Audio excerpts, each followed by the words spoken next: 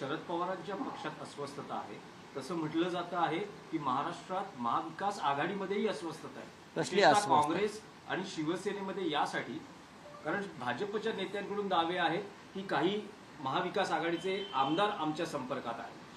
बघा, त्यांच्याकडे सत्ता आहे, त्यांच्याकडे प्रचंड काळा पैसा आहे. पैसा नाही, मी काळा पैसा, ब्लॅक मनी, लुटलेला पैसा आहे. त्यांच्याकडे police, ED, CBI, income tax अशा यंत्रणा आहेत. त्याच्यामुळे ते अशा प्रकारचे दावे करू शकतात. ह्या यंत्रणा जर आमच्याकडे असत्या तर अख्खा भाजप आम्ही 15 मिनिटात खाली केला असता.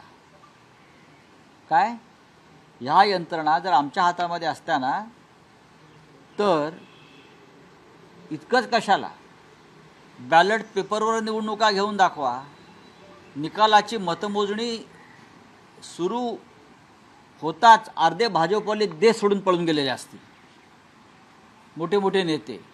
तर या गोष्टी आम्हाला सांगू नका. माझ्यासारखा माणूस आहे ना, कोणाच्या बापाला घाबरत नाही.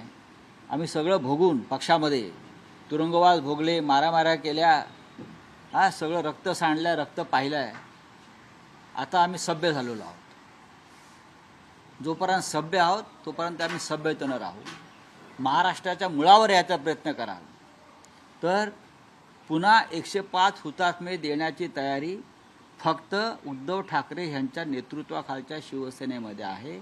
आणि त्या 105 हुतात्म्यातला पहिला हुतात्मा संजय राऊत असेल महाराष्ट्रासाठी. लोकशाही मराठी ऐका, पहा, जागरूक रहा.